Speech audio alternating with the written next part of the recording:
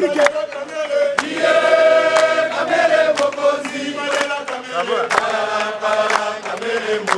Lula d'Afrique.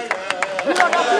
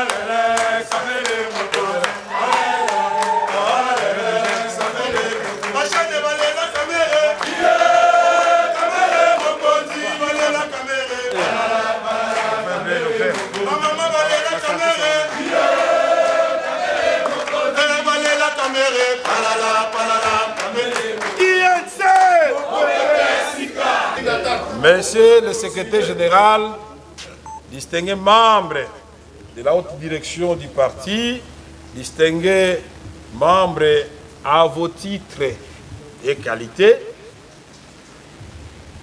je vous ai réunis ce jour pour lancer à travers vous un message non seulement aux membres de l'UNC, mais aux membres de la nation congolaise, c'est-à-dire nos compatriotes congolais, pour dire que la flamme de la liberté, allumée depuis le 31 décembre 2017, doit être entretenue et nous vous invitons, vous tous, à répondre massivement à l'appel du comité laïque de coordination des catholiques pour que vous alliez dans des paroisses de vos circonscriptions respectives à travers le pays, et tout en sachant que Kinshasa, c'est le miroir de la République démocratique du Congo, qui compte plus ou moins 13 millions, c'est selon 15 millions d'habitants.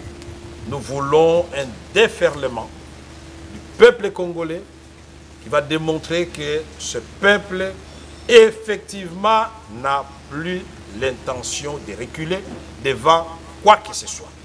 Le combat, c'est celui de la liberté, c'est celui de l'accès au bien-être, c'est celui de l'égalité, de la justice, c'est celui de la bonne gouvernance et de l'instauration des leaderships exemplaires à la tête de notre pays. Personne ne peut venir vous taxer de subversif. Nous nous battons pour des valeurs républicaine. Le pays est mal gouverné. Les amis qui sont au pouvoir ont fait leur temps. Ils ont démontré qu'ils sont incompétents. Ils doivent nous laisser, nous le peuple, dire à travers les élections véritablement crédibles, à la date qu'ils ont choisi eux-mêmes, qui sera le futur président de la République démocratique du Congo, qui seront les prochains députés nationaux et les prochains députés provinciaux. Pour cela, nous nous inscrivons dans le message des organisateurs de la marche, le comité laïque de coordination des catholiques. Qu'est-ce qu'on demande? Que le président de la République puisse dire clairement, ça lui coûte quoi? Seul contre 80 millions de Congolais, que vous vous fatiguez pour rien, ne marchez plus, je ne serai pas candidat. Qu'il puisse nous débarrasser de tous ces subterfuges inventés par la CENI, qu'il puisse laisser les institutions compétentes de la justice organiser le retour des exilés politiques, libérer les détenus politiques et d'opinion, et que la dépouille, comme je l'ai dit tout à l'heure, parce que les gens semblent oublier ça souvent, nous devons considérer cette dépouille du président Etienne Tshisekedi, d'heureuse mémoire, comme étant en exil, puisque c'est en dehors des terres de ses ancêtres. C'est incroyable. C'est un exil forcé. Et c'est inadmissible. Donc, le dimanche, debout, très tôt le matin, chacun dans sa paroisse. Parmi nous, il y a des kimbanguistes, il y a des protestants, il y a des musulmans, il y a déjà des églises de réveil. Vous pouvez venir, puisque les points de ralliement sont les paroisses catholiques. Vous n'êtes pas obligé d'entrer si vous ne priez pas. Mais si vous voulez entrer, vous entrez. Il y en aura qui seront à l'intérieur, mais d'autres viendront parce que nous nous battons tous pour la même cause, l'épanouissement du peuple congolais. C'est à la fin de la messe que nous allons joindre les différents points de ralliement. Je voulais le dire moi-même, avant que le CG de vous entretienne maintenant, calmement, comment cela va se passer. Je voudrais, Monsieur le Secrétaire Général et tous les collègues membres de la Direction politique nationale, les membres du Secrétaire politique national et tous les différents responsables aux différents niveaux, vous remercier sincèrement. Nous avons vu les partis bouger avant cette réunion. Ce n'est qu'une formalité parce que j'ai vu beaucoup de réunions, des mamans, des jeunes. J'ai vu des réunions à l'intérieur du pays. Alors je me dis, Nzambe, Azana Kati na biso. Awa, na INC, Peto Kolonga.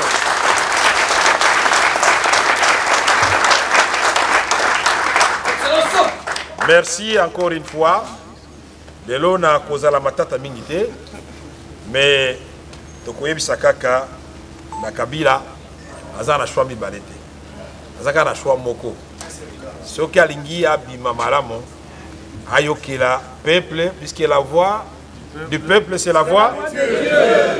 Soki azako yokela elengi ya sucre, o balobaki hypocrisie ya sukali, keba pilipili za musika te, et voya ko sala passe après. Boete. Merci. Bon c'est je vous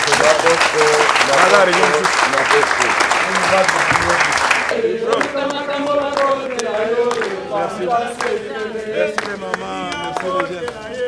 Merci. Merci, on va tenir jusqu'à la fin. Merci beaucoup. Merci. Hey, Dada. Hey. On va se Basusu bakotuna me boni tokende su tokendaka ekokite te. Ekokite. Liberté. Ba kabelaka moto yango te, moto azwaka liberté na ye moko. Tozala baike, toko bunde tumba ya liberté, mboka na biso, loko atozali awa, sege koyeba yango, liberté na biso babotoli yango. Tosala ke confiance. Na président Kabila wana bakendaki na San City bayokani babe toti ya démocratie na mboka na biso yo kamba transition lokolo za wana kamba akambi transition ba élection esalami mpona koloba ya solo salamaki mpe malamu te me ye nde alongaki aya kozonga mbala mibale boyebi yango amodifie constitution post ayeba ite détour et ko isaye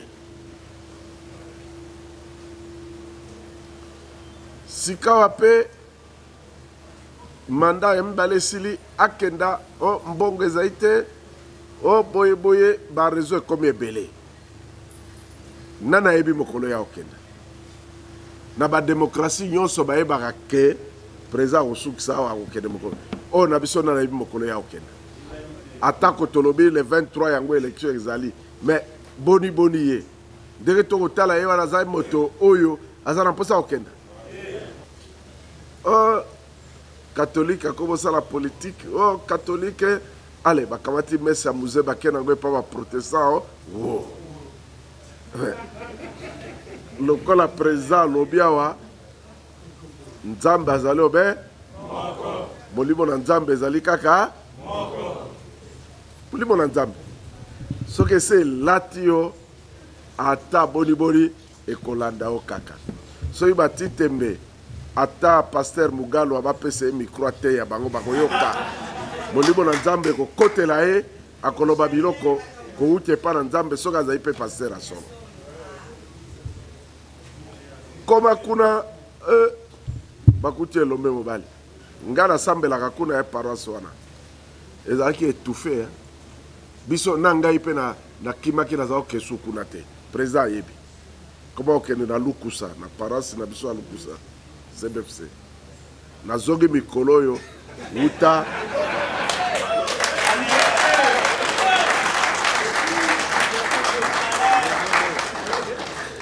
wuta tozwi président ya sika nga nazongi me nabandi wuta liteya ya révérend docteur Ekofo bamingi oyo batikaki koya église bakoya lisusu parce que molimo na nzambe ezongi ekoti wana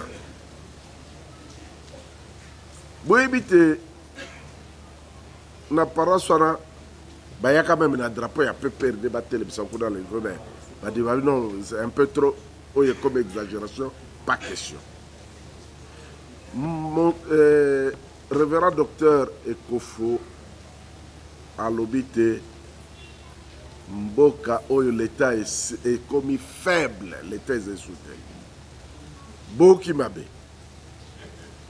mabe ndenge nini l'état ezala ndenge nini tokofuta bato batambolaka na mituka bafutaka taxe mbula na mbula mpona mituka na bavignette na mosusu babeka taxe soki ya nzela circulation routière wana bafutaka tala nzela ndenge ekomi l'état ezali wana ekolakisa l'état ezali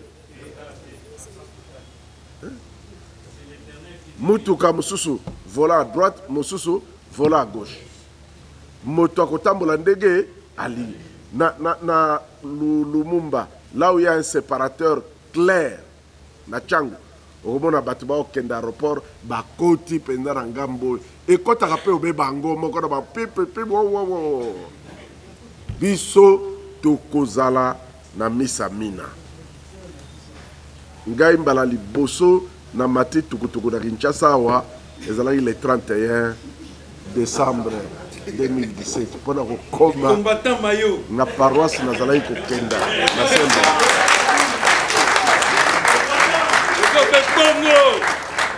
tout était fait soki nalobaki na kokoma kaka na mutuka na nga tout était fait mpona koma esu te ngabi jamais nga na kokoma wana na kozonga te na mati moto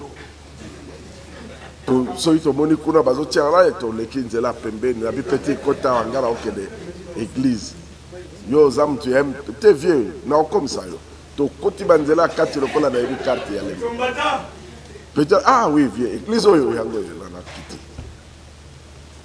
tokozala bongo tokokoma tokomarche bilili mpe ekobima mbala oyo soki babomi bato lisusu basali bolole wana bazali na bobangi bango moko mpe toza banyama te na bango mpo babomaka biso banyama te me tobangi yango te baarabe soki na famille na bango moto moko akufa mpo na ekolo ezali honneur esika bafandi za boye te bon sikoyo ezali temps ya vérité ya sincérité nalingi nayeba banani bakende na binzambi to bafanda na ndako batombola mosapi tozwa kombo na bango toyebake baoyo nde bamédiocre na kati ya INC tozala bamédiocre bon banani bakokende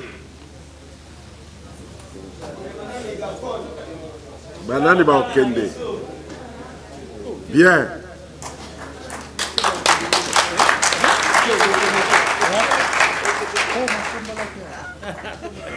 tika lokola balobi na Bible oui na bino ezala Oui. voilà tokenda boyebi kaka biso tosalaka par conviction tozali bato moko convaincu déterminé tokosala yango totala nsima lisusu te abuo